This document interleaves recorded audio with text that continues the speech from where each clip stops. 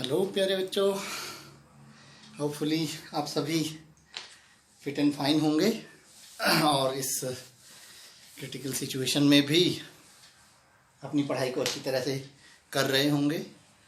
और कहीं कोई प्रॉब्लम आती है तो हम हैं आपके प्रॉब्लम के समाधान के लिए। तो कंटिन्यूएशन में बीएससी 4th सेमेस्टर के क्लास के कंटिन्यूएशन में मैं आज आपको पढ़ाऊंगा लिमिटेशंस ऑफ आर्हेनियस थ्योरी। क्या हम पढ़ने जा रहे हैं? Limitations of Arrhenius theory. और उसके बाद हम बात करेंगे लिमिटेशंस ऑफ आर्हेनियस थ्योरी के बाद हम बात करेंगे migration of ions. Migration of ions मतलब आयंस कैसे माइग्रेट करते हैं इन इलेक्ट्रोलिटिक सोल्यूशन। ठीक है, जब उससे इलेक्ट्रिसिटी कंडक्ट होती है हम कहते हैं कैथोड कैटायन की तरफ माइग्रेट करता है और एनोड की तरफ कैटायन कैथोड की तरफ माइग्रेट करता है और एनायन एनोड की तरफ माइग्रेट करता है। तो ये कैसे करते हैं ये बात करेंगे। ठीक है, और इसके बाद हम एक और बात करेंगे relative speeds of ions, that is Hittorf's rule.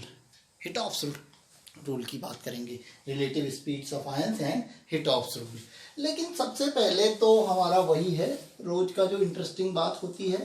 रोज की इंटरेस्टिंग बात हमारी क्या रहती है? छोटी सी कोई ट्रिक है ना, छोटी सी ट्रिक जिससे कि हम समझ पाएं कि किसी भी कंपटीशन में प्रॉब्लम को जल्दी से जल्दी और आसानी से कैसे क्रैक किया जाए। जल्दी से जल्दी और आसानी से कैसे क्रैक किया जाए। ठीक है, तो आज मैं बात करूंगा आपसे एक स्टोक्योमेट्रिक से रिलेटेड ट्रिक की। स्टोक्योमेट्री से रिलेटेड एक ट्रिक आपके साथ शेयर करूंगा। स्टोक्योमेट्री क्या है? फॉर एग्जांपल एक सिंपल सी रिएक्शन मैं आपके लिए लेता हूं, H2 plus O2 arrow H2O, इसको हम बैलेंस करते हैं तो 2H2 और 2H2O, ये आपका रिएक्शन है। ठीक है, अब इसमें क्वेश्चन क्या पुट होते हैं? क्वेश्चन ये पुट आउट होते हैं कि जो है ऐसी कोई भी रिएक्शन हो सकती है, आपको बैलेंस इक्वेशन पता होनी चाहिए। उसके बाद बैलेंस इक्वेशन पता हो गई तो उसके बाद क्वेश्चन ये आता है कि अगर 10 ml ऑक्सीजन लिया, 10 ml ऑक्सीजन लिया तो कितने ml हाइड्रोजन चाहिए होगा कंप्लीट रिएक्शन के लिए। ठीक है, 10 ml ऑक्सीजन लिया तो कितने ml हाइड्रोजन चाहिए होगा, या 10 ml ऑक्सीजन थी, ठीक है, 10 ml हाइड्रोजन थी तो कितनी हाइड्रोजन खर्च हुई या ऑक्सीजन खर्च हुई, क्या बचा रह गया। ऐसे क्वेश्चन बहुत सारे होते हैं। इनको करने का एक बहुत आसान तरीका, ये ml में भी हो सकता है, ये ग्राम में भी हो सकता है, वॉल्यूम भी हो सकता है, ग्राम अमाउंट भी, मास में भी हो सकता है। तो ये अलग अलग हैं। इसकी एक शॉर्टकट ट्रिक हम बात करेंगे, बड़ी इंटरेस्टिंग शॉर्टकट ट्रिक। क्या? देखिए, अगर ml की बात है तो अलग तरीका है और अगर मास की बात है तो अलग तरीका है। सबसे पहले करना क्या है बच्चों? सबसे पहले H2 का मास, हाइड्रोजन 2 हाइड्रोजन है तो 1 + 1 2 ग्राम, तो इंटू 2 इंटू 2, ये 2 ग्राम हाइड्रोजन का मॉलिक्यूलर मास इंटू 2। ये ऑक्सीजन का मॉलिक्यूलर मास कितना होता है? 32। H2O का मॉलिक्यूलर मास 18 इंटू 2, ये 2 यहाँ से आया, ये हमने लिख लिया। सबसे पहले ये लिख लेना है बैलेंस्ड इक्वेशन में, ये लिख लिया। अब हमें मान लीजिए मेरे को दिया है कि 5 ग्राम ऑक्सीजन, 5 ग्राम ऑक्सीजन के लिए कितनी हाइड्रोजन रिक्वायर्ड होगी। 5 ग्राम ऑक्सीजन के लिए कितनी हाइड्रोजन रिक्वायर्ड होगी। तो आप जो पूछा गया उसको x लिख देंगे, जो पूछा गया उसको x लिख देंगे। इसको लिख दिया x और कुछ नहीं करना है। अब इन दोनों को आप डिवाइड करिए और इक्वल्स टू लिखिए, x की वैल्यू कैलकुलेट होके आ जाएगी। ट्रिक देखिए, 2 इसका मॉलिक्यूलर मास इंटू 2 कर दिया, इसका मॉलिक्यूलर मास, और इन दोनों को डिवाइड किया, जिसको निकाल जो गिवन था जितना था वो लिखा और दूसरे को x लिखा और x निकल के आ जाएगा। यहाँ x इक्वल्स टू क्या आएगा? x इक्वल्स टू आएगा 4 × 5/32 ग्राम आपको हाइड्रोजन रिक्वायर्ड होगी। मान लीजिए क्वेश्चन ये नहीं है कि कितनी हाइड्रोजन रिक्वायर्ड है, क्वेश्चन ये है कि 10 ग्राम जो है हाइड्रोजन थी इसमें, और कितनी बची रह गई होगी। 10 ग्राम हाइड्रोजन थी और तो कितनी बची रह गई होगी, इसको कैलकुलेट करेंगे। इसको कैलकुलेट करके जितना भी आएगा, ये आ गया 20/32, ये अप्रॉक्स जो है 1.4 के अराउंड आएगा, 1.45 के अराउंड जो भी आएगा। तो ये जो आ गया इसको माइनस कर देंगे आप 10 में, ठीक है, समझ रहे हैं। इसके अलावा एक और चीज है, अगर ये पूछा जाता है कि इतने ग्राम आपकी ऑक्सीजन थी आपके पास और वाटर कितना बना होगा, कुछ नहीं करना है, upon x is equals to, यहां भी एक चीज काम करेगी, upon x is equals to ये लिख देंगे, यहां भी ये बिल्कुल परफेक्टली आंसर मिलेगा। आप समझ गए मेरी बात। इसका मोलिकुलर मास ओवर ये, इसका molecular mass into stoichiometric coefficient 2 आ गया, और ये x, तो x इज इक्वल्स टू यहां से निकल के आ जाएगा। x इक्वल्स टू क्या आएगा, 2 इंटू, ये ग्राम हटा देता हूं मैं, सॉरी, 2 इंटू 18 इंटू 5/32, इतने ग्राम ऑक्सीजन आपकी बनेगी। इसमें कोई झंझट नहीं है, कंपटीशन में क्वेश्चन ऐसे ही करना है, जो भी स्टोइकियोमेट्री से रिलेटेड आएगा। बहुत सारे क्वेश्चन आते हैं स्टोइकियोमेट्री से रिलेटेड, बहुत ज़्यादा और बहुत आसान। अब इसमें एक बात और बता देता हूँ, एक बात और क्या बता देता हूँ आपसे। अब ये ग्राम में ना पूछा जाए, क्या ये आपसे पूछा जाए कि आपको, ऐसे पूछा जा सकता है कि आपको बनाना है 20 ग्राम वाटर बनाना है, तो इसका तो मास ही लिया है ऊपर, और 20 ग्राम ऑक्सीजन बनाना है, तो कितने ml ऑक्सीजन चाहिए होगी, ऐसे भी पूछा जा सकता है। एक ये ग्राम में दिया हो वाटर, 20 ग्राम वाटर प्रिपेयर करना है, 20 ग्राम, ठीक है, और ऑक्सीजन कितने ग्राम, ऑक्सीजन कितने ml चाहिए होगी। तो ml की जहां बात आ गई, ऑक्सीजन किसने पूछी है, ml में, जहां ml की बात आएगी वहां इसका मोलर मास ना लिख के इसका क्या लिखेंगे, मोलर वॉल्यूम 22.4। ये 1 मोल है ना ऑक्सीजन, एक ही मोल है बैलेंस में, 1 मोल ऑक्सीजन है, तो यहां क्या लिख देंगे 22.4, और इसके अपॉन में क्या लिखेंगे x, ठीक है। अब मल्टीप्लाई करिए, you will get the answer in ml। x equals to क्या आएगा, x इक्वल्स टू आएगा आपका 22.4 इंटू 20/2 इंटू 18, ये आपका आंसर आ जाएगा। इतने ml ना लीटर, सॉरी लीटर में आएगा, क्योंकि ये लीटर में पुट किया है तो आंसर भी लीटर में आएगा। अगर ml में सीधे निकालना है तो 22,400 आप पुट कर देंगे तो भी आ जाएगा, ठीक है। ये चीज यहाँ भी काम करेगी। यानी अगर यहाँ पे होता तो क्या करते, देखिए अगर आपसे हाइड्रोजन पूछी जाती कि कितनी हाइड्रोजन चाहिए होगी और ये ग्राम में दिया होता, तो आप क्या करते, यहाँ 2, ये 2 मोल हैं, हाइड्रोजन 2H2 है, इंटू 2 इंटू 22.4 ओवर x, तो अब ये हाइड्रोजन की क्वांटिटी निकल जाएगी, हाइड्रोजन की क्वांटिटी कैलकुलेट हो जाएगी। क्या है, ठीक है, समझ गए आप लोग, समझ गए, ध्यान से समझना, ये कंपटीशन में बहुत काम आएगी ये ट्रिक, ठीक है। इसके बाद मैं बात करूं, अगर ये भी ml में ही दिया हो, ये भी ml में ही दिया हो, तो आपको क्या करना है, यहाँ 2 इंटू 22.4 ओवर जितने भी ml, मान लीजिए 10 ml दिया है कि 10 ml वाटर बनाने के लिए जो है, या 10 लीटर, सॉरी लीटर में पूछा होगा क्योंकि ऊपर लीटर में यूज किया है, ये लीटर में और ये भी लीटर में आंसर आएगा। ml में आप कन्वर्ट कर सकते हैं, अगर ये ml में दिया है तो लीटर में लगाना पड़ेगा, और अगर ये ml में दिया है तो इसको ml में लेना पड़ेगा। 22,400 ऐसे करके, ये आप मेरी बात को आप समझ गए होंगे। किसी भी रिएक्शन में ये ट्रिक परफेक्टली काम करेगी। क्वेश्चन ये है, आपको बैलेंस इक्वेशन याद होनी चाहिए। बैलेंस इक्वेशन याद है, there is no problem.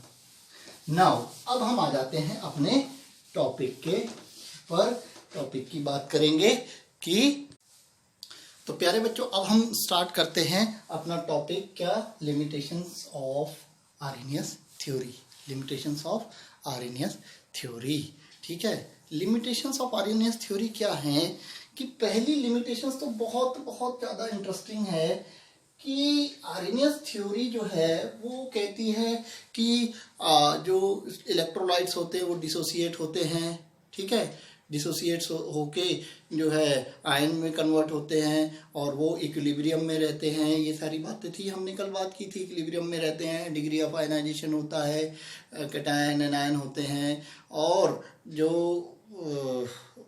Solution की जो इलेक्ट्रोलाइट के सॉल्यूशन की जो प्रॉपर्टी होती है वो आयन की वजह से ही होती है। ये सारी बातें थी।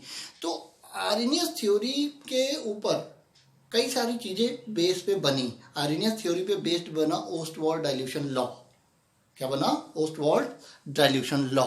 ठीक है, तो ओस्टवाल्ड डाइल्यूशन लॉ क्या कहता है कि degree of dissociation of weak electrolytes, degree of dissociation of weak electrolyte जो होता है वो डाइल्यूशन के डायरेक्टली प्रोपोर्शनल होता है। यानी कि जितना ज़्यादा डाइल्यूशन होता है उतना ही ज़्यादा डिसोसिएशन होता है, मतलब उतने ज़्यादा आयंस बनते हैं। लेकिन ये जो जो जो ओस्टवाल्ड डाइल्यूशन लॉ है, जिसका मेन बेसिस आर्हेनियस थ्योरी है, ठीक है, ये ओनली फॉर वीक इलेक्ट्रोलाइट्स है। जबकि वीक इलेक्ट्रोलाइट, स्ट्रॉन्ग इलेक्ट्रोलाइट दोनों में तो आयंस बनते हैं, और आर्हेनियस थ्योरी दोनों के लिए है। आर्हेनियस थ्योरी क्या है? दोनों के लिए है। तो ओस्टवाल्ड डाइल्यूशन लॉ दोनों के लिए क्यों नहीं है? क्वेश्चन उठता है ना। Ostwald dilution law Arrhenius theory पे ही बेस्ड है, तो जो आर्हेनियस थ्योरी है वो दोनों के लिए क्यों नहीं है? दोनों के लिए होनी चाहिए थी। ठीक है, तो इसका मतलब कहीं ना कहीं आर्हेनियस थ्योरी जो है वो खाली वीक इलेक्ट्रोलाइट को ज़्यादा जस्टिफाई करती है, स्ट्रॉन्ग को नहीं। सीधे सीधे हम ये कह सकते हैं कि Arrhenius theory mostly covers weak electrolytes, not strong electrolytes. ठीक है, पूरी तरह से कवर नहीं करती स्ट्रॉन्ग इलेक्ट्रोलाइट्स को। क्यों नहीं करती पूछेंगे? Because Ostwald dilution law based on Arrhenius theory is only applicable to weak electrolytes. ठीक है, तो पहला क्या है? For it is not applicable for strong electrolytes. It is not applicable for strong electrolytes. No, not for strong electrolytes.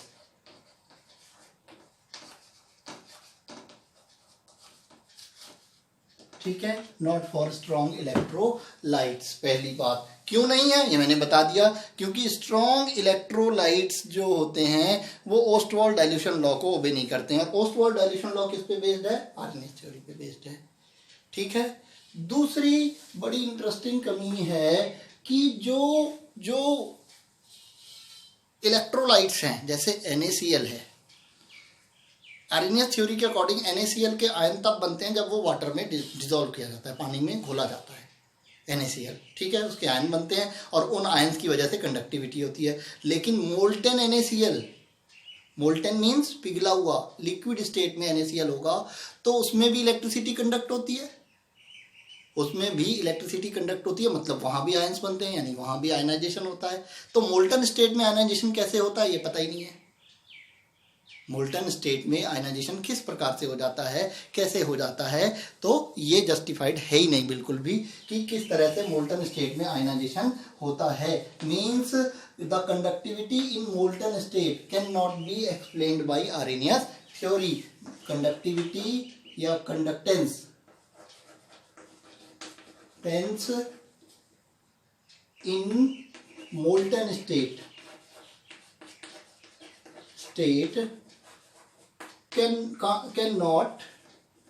cannot be explained by this theory. Molten state में conductivity किस तरीके से हो जाती है ये जो है इस थ्योरी में नहीं समझ में आता बिल्कुल भी। तीसरी चीज बड़ी वो भी इंटरेस्टिंग है, तीसरी चीज कि आयनाइजेशन होता है पानी में डालने से। इलेक्ट्रोलाइट को पानी में घोलते हैं तो वो आयंस बना देता है, कैटायन और एनायन। क्यों बना देता है, कैसे बना देता है, इस चीज का कोई जिक्र नहीं है आर्हेनियस थ्योरी में। कोई भी इसका मैकेनिज्म, कोई भी तरीका नहीं दिया कि आयनाइजेशन क्यों और कैसे हो जाता है। ठीक है, तो why ionization takes place it is not clear. ये थ्योरी में ये नहीं बताया गया। ठीक है, it is not given that why ionization takes place. तो तीसरी कमी क्या है? Why ionization takes place. ठीक है, आयनाइजेशन होता ही क्यों है ये इसकी कोई बात समझ में नहीं आती है कि ये जो है क्या है। ओके, अब एक और जो है प्रॉब्लम आर्नियस थ्योरी की है। आर्नियस थ्योरी ने ही बताया था कि डिग्री ऑफ डिसोसिएशन नाम की कोई चीज होती है, डिग्री ऑफ डिसोसिएशन कुछ होता है। और degree of dissociation Arrhenius theory के बेस पे ही हमने डिग्री ऑफ डिसोसिएशन कंडक्टिविटी की हेल्प से निकाला था। मैंने पीछे आपको एक फॉर्मूला बताया था कि alpha is equal to lambda m upon lambda m naught. Lambda m molar conductivity at given concentration है, lambda m naught molar conductivity at infinite dilution है। तो इन दोनों को डिवाइड करते हैं तो अल्फा की वैल्यू निकलती है। तो ये अल्फा की वैल्यू जो है वो ये अल्फा की वैल्यू निकलती है किसमें, आपके जो है कंडक्टिविटी एक्सपेरिमेंट करते हैं तो उससे डिग्री ऑफ डिसोसिएशन निकलता है। ऐसे ही कॉलिगेटिव प्रॉपर्टीज से सॉल्यूशंस में आपने क्लास 12th में पढ़ा होगा कॉलिगेटिव प्रॉपर्टीज, जिसको हिंदी में अनुसंख्यक गुण कहते हैं। कॉलिगेटिव प्रॉपर्टीज की हेल्प से भी अल्फा की वैल्यू निकलती है। कॉलिगेटिव प्रॉपर्टीज की हेल्प से भी अल्फा की वैल्यू कैलकुलेट होती है। कॉलिगेटिव प्रॉपर्टी क्या क्या होती हैं? Elevation of boiling point, depression of freezing point, relative lowering of vapour pressure, इसके अलावा आपका होता है ऑस्मोटिक प्रेशर। ये सब कॉलिगेटिव प्रॉपर्टी हैं, अनुसंख्यक गुण हैं। ठीक है, ये इन सभी की हेल्प से डिग्री ऑफ डिसोसिएशन कैलकुलेट हो सकता है जब एसोसिएशन या डिसोसिएशन हो रहा हो। तो कैसे होता है, एक एग्जांपल मैं ऑस्मोटिक प्रेशर का लेता हूं। पाई से रिप्रेजेंट करते हैं किसको? ऑस्मोटिक प्रेशर को। वो osmotic pressure pi equals to ICRT होता है। तो I क्या है? बंट ऑफ फैक्टर। C क्या है? कंसंट्रेशन। R क्या है? गैस कांस्टेंट, यहाँ सॉल्यूशन कांस्टेंट कहते हैं इसको। T क्या है? Absolute temperature. ऑस्मोटिक प्रेशर पता कर लीजिए, एब्सोल्यूट टेम्परेचर और कंसंट्रेशन, I की वैल्यू निकल जाएगी। और I की हेल्प से I is equals to 1 plus n minus 1 alpha. I is equals to 1 plus n minus 1 alpha. तो इससे पहले आप अल्फा पता कर लेते हैं, कॉलिगेटिव प्रॉपर्टी ऑस्मोटिक प्रेशर की हेल्प से I की वैल्यू पता कर लेते हैं। I की वैल्यू पता चल गई तो I की वैल्यू की हेल्प से अल्फा निकल जाता है। और N जो होता है किसी सॉल्ट में प्रेजेंट नंबर ऑफ आयंस होते हैं किसी सॉल्ट में। फॉर एग्जांपल हम I निकाल रहे हैं इसका CH3COOH का अल्फा निकाल रहे हैं। तो इसमें आयंस कितने बनेंगे? एक बनेगा CH3COO नेगेटिव, एक बनेगा H पॉजिटिव। दो आयंस बनेंगे तो n की वैल्यू क्या होगी? 2 होगी। तो पहले I पता चल जाता है, फिर n पता चल जाता है सॉल्ट के फॉर्मूले से, इसे अल्फा निकल जाता है। ये आर्नियस थ्योरी में प्रॉब्लम कहाँ से है? ये चीज आर्नियस थ्योरी के अकॉर्डिंग ही इसको अप्लाई करके सारी चीजों को I अल्फा की वैल्यू लगा के हम निकालते हैं। लेकिन निकालते हैं तो ये मोनोवेलेंट जितने सॉल्ट होते हैं, जैसे KCl हो गया, K पॉजिटिव Cl नेगेटिव, एक चार्ज है, एक पॉजिटिव एक नेगेटिव चार्ज है।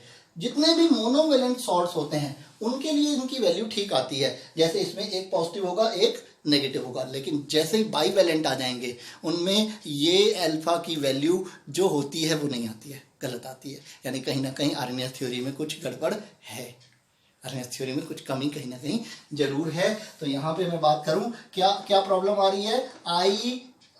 Alpha why these experiment is not correct, alpha is not correct or alpha is not according to the real values for bivalent. For example MgSO4 Mg2 positive SO4 2 negative, ये bivalent हो गया।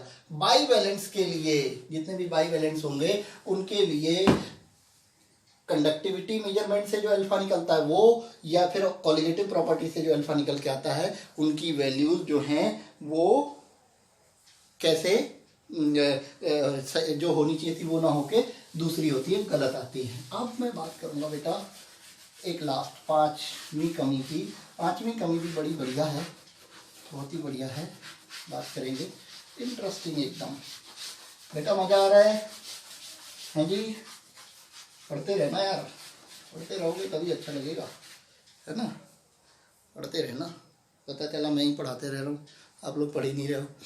चलो, पांचवी कमी क्या है कि according to Arrhenius theory cation और एनायन सॉल्यूशन में घुलते हैं, अलग हो जाते हैं और इंडिपेंडेंट हो जाते हैं। मतलब Arrhenius theory says that the cation and anion are independent. Means Arrhenius theory assumes independent existence of the ions. Independent existence of the ions. लेकिन आयंस भले ही सॉल्यूशन में आयनाइज हो गए हों, लेकिन उनमें म्यूचुअल अट्रैक्शंस होते हैं। क्या होते हैं? म्यूचुअल अट्रैक्शंस होते हैं, और उन म्यूचुअल अट्रैक्शंस की वजह से उनकी कंडक्टिविटी और ये सब चीज़ों में फ़र्क पड़ता है, उनके ट्रांसपोर्ट नंबर पे फ़र्क पड़ता है, चीज़ें बदलती हैं। ठीक है, तो ये चीज़ें जो बदलती हैं, इसका जो जस्टिफिकेशन यहाँ आर्नियस थ्योरी नहीं दे पाती है। मतलब आयंस इंडिपेंडेंट होते नहीं हैं, लेकिन ये इंडिपेंडेंट एग्जिस्टेंस की बात करता है, यानी दोनों में कोई अट्रैक्शन नहीं है। तो mutual interactions are not considered, mutual interactions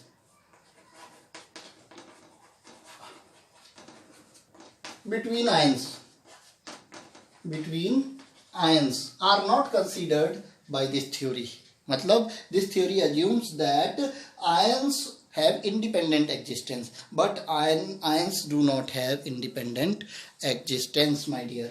ions do not have independent existence. ठीक है, तो ये सारी कमियां हैं। क्या क्या कमियां हैं याद हो गई? पहली कमी आपकी याद हुई, क्या है पहली कमी? फिर से रिवाइज करते हैं। पहली कमी क्या थी?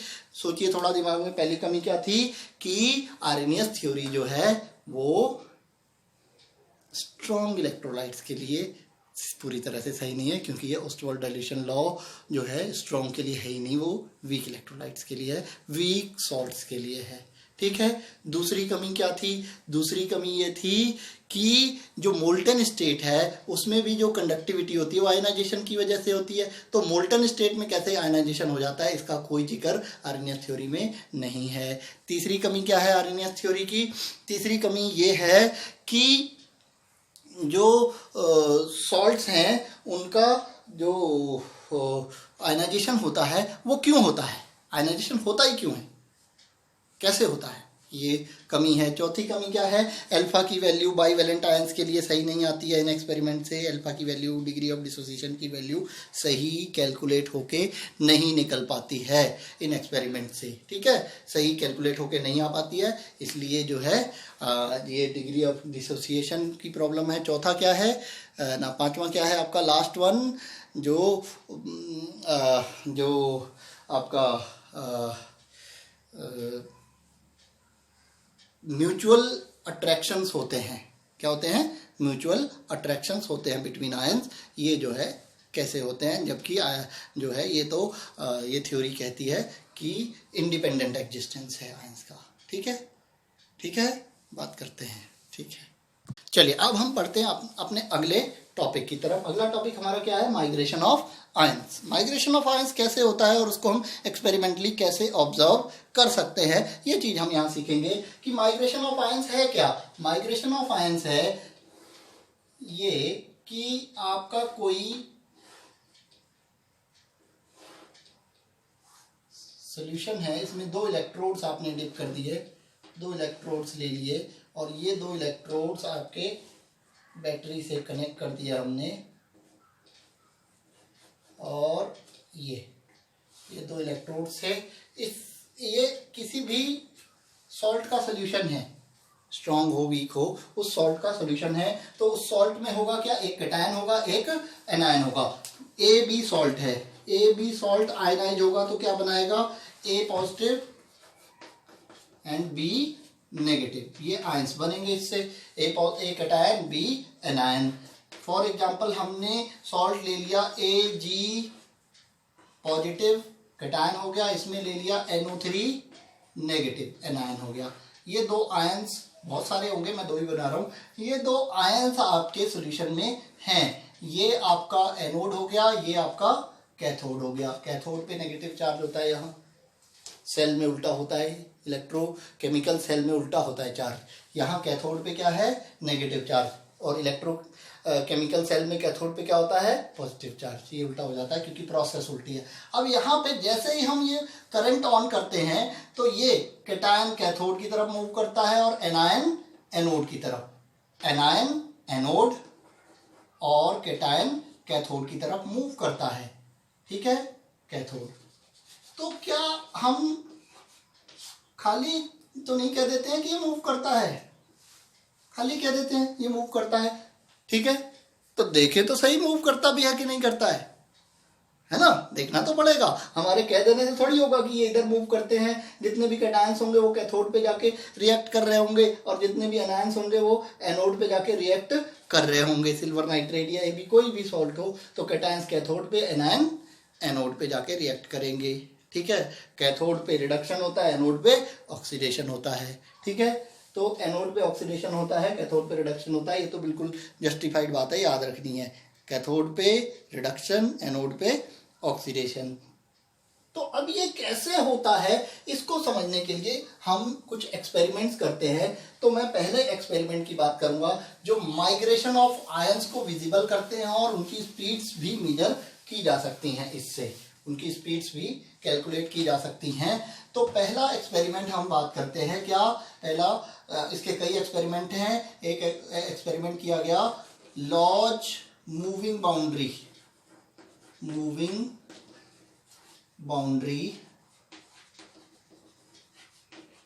Experiment, Lodge moving boundary experiment, जो यहाँ ये फिगर में आपको दिख रहा है, लॉज मूविंग बाउंड्री एक्सपेरिमेंट। ठीक है, ये लॉज मूविंग बाउंड्री एक्सपेरिमेंट है क्या?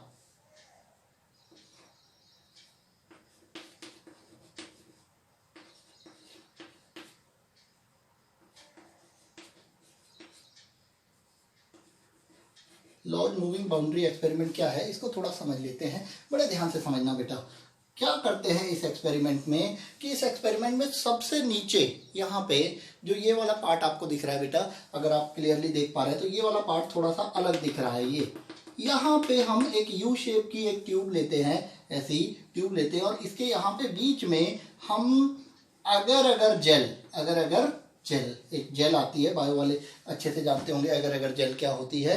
नहीं भी जाने तो ये एक एल्गी होती है जिसको पीस के जो है रखा जाता है और अगर इसको पानी में डाल के थोड़ी देर छोड़ देते हैं तो ये बिल्कुल जेली जैसी बन जाती है, थक्का बन जाता है इसका, जेल टाइप की, जैसे हेयर जेल होती है ना आपकी हेयर स्टाइलिंग जेल है, उससे भी थोड़ा और थक्का जैसा बन जाता है। तो ये दोनों के बीच में थक्का जैसा बन जाता है और इसकी खासियत ये होती है कि इसके बीच से लिक्विड या आयंस इधर उधर मूव कर सकते हैं, अपने आप नहीं, कोई फोर्स लगने से इसके बीच में से निकल सकते हैं, चल सकते हैं। तो इसलिए अगर जेल भर लेते हैं और अगर जेल में थोड़ी सी क्वांटिटी भर देते हैं हम KOH की, एल्कलाइन मीडियम करने के लिए, इसको बेसिक करने के लिए, बेसिक मीडियम करने के लिए यहाँ पे KOH हम फिल कर देते हैं। KOH फिल करने से क्या होता है कि KOH फिल कर दिया तो KOH से एल्कलाइन हो गया और इसमें थोड़ा सा फिनोक्सिलिन डाल देंगे, थोड़ा सा फिनोक्सिलिन डाल देंगे, कुछ ड्रॉप्स।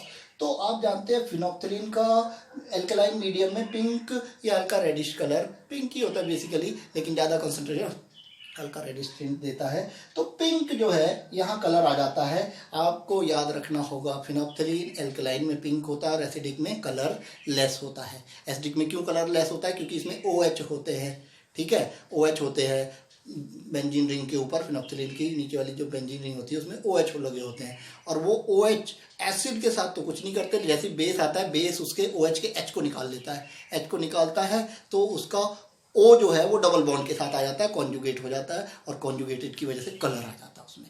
तो याद रखना है OH से H निकलने पर कलर आता है। OH क्या हुआ? एल्कलाइन इसमें हो गया। ठीक है, तो एसिडिक में कलरलेस होता है और एल्कलाइन में पिंक होता है। तो ये पिंक कलर यहाँ पे होगा और बाउंड्री को देखने के लिए, यहाँ बाउंड्री विजिबल नहीं होती है, थोड़ा सा चारकोल यहाँ पे डाल के, चारकोल से ब्लैक बाउंड्री आपको दिखने लग जाती है। तो थोड़ा सा चारकोल ऐड कर देते हैं। उसके बाद इसके इस साइड में H2SO4 का सोल्यूशन भर देते हैं और इस साइड में एक्वस Na2SO4 का सोल्यूशन भर देते हैं। इस साइड H2SO4, इस साइड एक्वस Na2SO4 भर देते हैं, सोडियम सल्फेट। ठीक है, तो सोडियम सल्फेट और H2SO4 दोनों साइड, H2SO4 देखिए इसमें क्या होंगे, H पॉजिटिव आयन होंगे H2SO4 में और इसमें सोडियम सल्फेट होगा। तो होगा क्या, जैसे ही हम, और इस तरफ हम जो है, इस तरफ हम एनोड लगाते हैं, इस तरफ कैथोड, ये एनोड लिखा है, ये कैथोड लिखा है, इस तरफ हम एनोड यूज करते हैं, इस तरफ कैथोड। तो एनोड वाली साइड में H प्लस है, वो H प्लस यहां से होते हुए, ये H प्लस यहां से होते हुए इधर को जाएगा, क्योंकि प्लस कैटायन किधर अट्रैक्ट होते हैं, एनोड की तरफ, कैथोड की तरफ, सॉरी, कैटायन किस तरफ अट्रैक्ट होते हैं, कैथोड की तरफ, इधर आएंगे, यानी नेगेटिव चार्ज H+ इधर आएगा।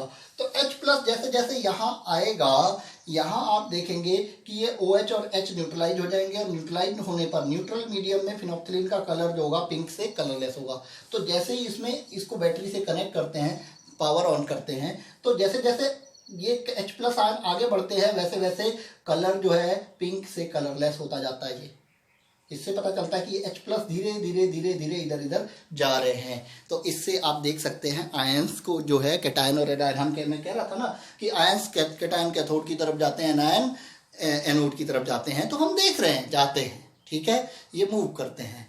इसके अलावा कई एक्सपेरिमेंट और किए गए। यहाँ हम किसका मूवमेंट के ऊपर बात कर रहे थे, खाली H+ के मूवमेंट के ऊपर बात कर रहे थे।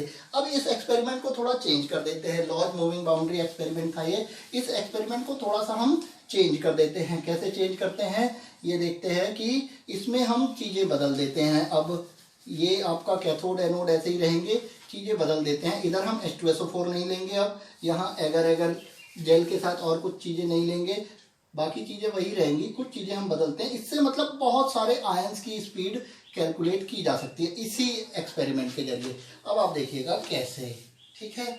तो जैसे हमने यहाँ H2SO4 भरा था, यहाँ हम H2SO, यहाँ खाली ये बीच में जो है यहाँ पे खाली एगर एगर ले ले, एगर एगर हमने ले लिया खाली। एगर एगर जो है दोनों के बीच में बाउंड्री का काम करेगा, ठीक है। यहाँ पे एगर एगर ले लेते हैं, और यहाँ पे हम ले लेते हैं NaOH और फिनोप्थिलीन। फिनोप्थिलीन को खाली मैं PH लिख रहा हूँ, फिनोप्थिलीन। तो इधर कलर क्या होगा, पिंक होगा, क्योंकि NaOH है, इधर पिंक होगा। और यहाँ पे इधर हम सॉल्यूशन ले लेते हैं HCl plus CuSO4, HCl plus CuSO4। आप जानते हैं कॉपर सल्फेट, कॉपर का कोई भी आयन उसका कलर क्या होता है, ब्लू। इधर कलर क्या होगा, ब्लू, ठीक है। इधर कलर क्या होगा, पिंक, ठीक है, ओके। तो अब जैसे ही हम इसमें जो है कॉपर OH, ये हम बदल देते हैं, पूरा चेंज करते हैं। यहाँ पे हम लगा देंगे ये, और यहाँ पे लगा देंगे, हमने चेंज कर दिया, कैथोड एनोड भी चेंज कर दिए। इधर हमने ले लिया कैथोड और इधर ले लिया एनोड, ठीक है। बैटरी के एंड्स, बैटरी के जो तार होते हैं, प्लस वाला माइनस में कर दिया और माइनस वाला प्लस में जोड़ देंगे, तो ये चेंज हो जाएगा। अब देखेंगे कि यहाँ से H+ आयन और Cu2+ आयन ये जाएंगे इधर, ये जाएंगे इधर, और इधर से OH आयन, OH- आयन, इधर क्या होगा, OH-, ये जाएगा इधर। ये दोनों एनायन पॉजिटिव इलेक्ट्रोड की तरफ, कैटायन नेगेटिव इलेक्ट्रोड की तरफ मूव करने लग जाएंगे। तो ये मूव करेंगे तो होगा क्या, इधर कॉपर की वजह से ब्लू था, और इधर NaOH जो फिनोप्थिलीन थी उसकी वजह से ब्लू पिंक था। तो इधर से इधर H+ जाएगा तो इधर न्यूट्रल होते जाएगा और पिंक खत्म होते जाएगा धीरे धीरे, क्योंकि OH के साथ H रिएक्ट करेगा तो पिंक खत्म होगा। तो इधर पिंक कम होता जाएगा धीरे धीरे, और इधर ब्लू कम होते जाएगा, और इधर पिंक हटके कॉपर आ रहा है तो कॉपर इधर ब्लू होता जाएगा। यानी कि इधर वाला धीरे धीरे ब्लू होता जाएगा और ये धीरे धीरे कलरलेस होता जाएगा। तो इससे आप मूविंग बाउंड्री निकाल सकते हैं, और इन आयंस की स्पीड भी पता कर सकते हैं, इन आयंस की स्पीड भी। अभी हम किन की बात कर रहे थे, यहाँ कौन से आयंस की बात की, H+, OH- और Cu2+।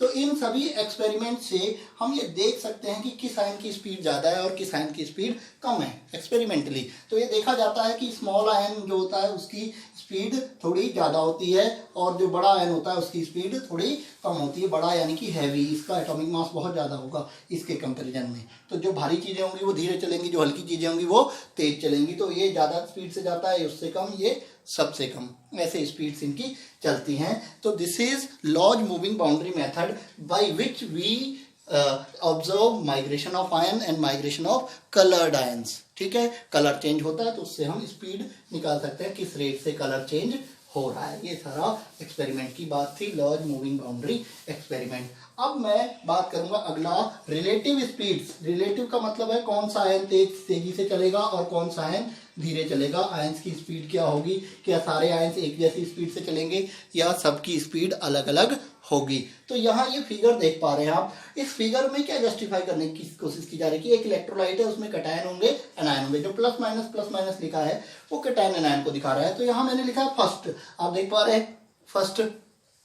तो यहाँ पे फर्स्ट जो लिखा है, ये फर्स्ट में कुछ आयंस, जितने आयंस 3 पार्ट्स में बांटा है, ये इधर वाला लेफ्ट साइड का मिडिल कंपार्टमेंट और ये राइट कंपार्टमेंट। अभी आप देखेंगे इलेक्ट्रोलिसिस स्टार्ट नहीं की थी, जितने आयंस जो है यहाँ है, कुछ आयंस यहाँ है, कुछ आयंस यहाँ है, तो जितने कैटायन होंगे उतने ही एनायन होंगे। इलेक्ट्रोलिसिस स्टार्ट नहीं हुई है, यानी कि इसमें करंट ऑन नहीं किया गया। फर्स्ट स्टेज में करंट ऑन नहीं किया है। तो आप देखें 1 2 कैटायन एनायन, 1 2 3 कैटायन 3 एनायन। हर एक कंपार्टमेंट में जितने कैटायन होंगे उतने ही एनायन होंगे, मतलब वो बैलेंस्ड होते हैं। जैसे ही इलेक्ट्रिसिटी ऑन करते हैं तो मान लीजिए ये नेगेटिव इलेक्ट्रोड है, ये वाला, ये जो है ये इधर नेगेटिव इलेक्ट्रोड है, ठीक है। नेगेटिव इलेक्ट्रोड मतलब कैथोड। तो कैटायन इधर अट्रैक्ट होंगे और ये पॉजिटिव इलेक्ट्रोड है तो ये एनोड हुआ, एनायन इधर अट्रैक्ट होंगे। तो यहाँ हम देख रहे हैं कैटायन इधर को कुछ ज्यादा है, एनायन यहाँ से गायब हो गए, एनायन इधर आ गए, कैटायन यहाँ से गायब हो गए। ऐसे ही और अगले स्टेप में देखेंगे तो कैटायन इधर ज्यादा है, एनायन इधर कम है, उतने नहीं है। देखिए 3 कैटायन इधर ज्यादा दिख रहे हैं, एक ही है, इधर एनायन दिख रहे हैं, इधर कैटायन। तो यहाँ इस एक्सपेरिमेंट का कहने का मतलब क्या है, यहाँ देखो इस चीज जगह पे देखिए, धीरे धीरे इधर कैटायन कम होते जा रहे हैं और धीरे धीरे इधर एनायन कम होते जा रहे हैं। इधर नेगेटिव आयंस कम हो रहे हैं, इधर पॉजिटिव। तो हिटॉप्स रूल में जो ये लॉज मूविंग बाउंड्री एक्सपेरिमेंट था, और भी एक्सपेरिमेंट हैं, लॉज मूविंग बाउंड्री एक्सपेरिमेंट को देखते हुए थ्योरेटिकली फिर इसको जस्टिफाई किया और एक रूल दिया जिसको हिटॉप्स रूल कहते हैं, ठीक है। एक रूल पोस्टुलेट किया जिसको हिटॉप्स रूल कहते हैं। हिटॉप्स रूल जो है वो ये कहता है कि किसी इलेक्ट्रोड के आसपास, किसी इलेक्ट्रोड के आसपास जो भी कंसंट्रेशन में जो कमी होती है, इधर किसके कंसंट्रेशन में कमी हो रही है, कैटायन के कंसंट्रेशन में कमी हो रही है, ठीक है। इसके आसपास जो कंसंट्रेशन की कमी होगी, डिक्रीज ऑफ कंसंट्रेशन होगा, फॉल ऑफ कंसंट्रेशन होगा, वो उस आयन की स्पीड के प्रोपोर्शनल होगा। उस आयन की स्पीड ज्यादा होगी तो इधर कंसंट्रेशन में कमी ज्यादा होगी, और आयन की स्पीड कम होगी तो कंसंट्रेशन में कमी भी कमी होगी। द फॉल ऑफ कंसंट्रेशन और decrease of concentration, decrease of concentration around any electrode, around any electrode is directly proportional to speed of that ion, cation या एनायन। देखिए ये इलेक्ट्रोड कौन सा है, पॉजिटिव चार्ज वाला, पॉजिटिव चार्ज वाला मतलब एनोड। तो एनोड से दूर कौन जा रहा है, कैटायन। एनोड की तरफ कौन आता है, एनायन। लेकिन एनोड से दूर कौन जा रहा है, एनोड इसकी तरफ, इसके आसपास, ये वाले जो इलेक्ट्रोड है इसके आसपास कौन से आयंस की कमी हो रही है, पॉजिटिव। यानी कि जो एनोड के आसपास स्पीड ऑफ, ये कहे directly proportional to the speed of ion, ठीक है। तो जो decrease of concentration around anode, fall of concentration around anode proportional होगी स्पीड ऑफ कैटायन के, और अराउंड कैथोड जो है वो प्रोपोर्शनल होगी स्पीड ऑफ एनोड, एनायन के। मतलब यहाँ पे मैं बात करूँ, चौक ले लेता हूँ, यहाँ पे मैं बात करूँ कि fall of concentration around anode, fall of concentration around anode is proportional to V positive. V positive is speed of cation. यहां देख रहे हैं ये एनोड है, एनोड के आसपास किसकी कमी हो रही है, कैटायन की। कैटायन की स्पीड ज्यादा होगी तो ज्यादा तेजी से उधर जाएंगे। तो यहां कंसंट्रेशन में कमी किसके प्रोपोर्शनल होगी बेटा, यहां कंसंट्रेशन में कमी किसके प्रोपोर्शनल होगी, यहां होगी कैटायन की स्पीड के। ऐसे ही fall of concentration around cathode कहें तो वो किसके प्रोपोर्शनल हो जाएगी, एनायन की स्पीड के, ठीक है। तो fall of concentration around anode, fall of concentration around cathode will be proportional to speed of anion. Speed of anion, क्योंकि ये आपका कैथोड है, ये कैथोड है, कैथोड से कौन दूर जा रहा है? एनायन। तो यहां ध्यान दें, तो अब ये दोनों, ये इक्वेशन 1 माने, ये इक्वेशन 2 माने, और इस फॉल ऑफ कंसंट्रेशन को हम C1 C2 कहें, डेल्टा C1 डेल्टा C2। तो ये आपका इक्वेशन क्या बनेगा? मैं इस इक्वेशन को यहां पे बना देता हूं, डेल्टा C1 ये क्या है? Fall of concentration around anode, हम ये CA कह देते हैं, और delta CC fall of concentration around cathode is equal to V plus over V minus. V plus क्या है? V प्लस है आपका speed of cation and speed of anion. तो this is Hittorf's rule. Hittorf's rule में पहली बात ये आती है कि decrease of concentration around any electrode is directly proportional to the speed of ion, and fall of concentration around anode is proportional to V plus and fall of concentration around cathode। तो इससे ही relation बनता है, ये हिटॉप्स rule है। आज के लिए इतना ही, बाकी कल बात करेंगे। See you।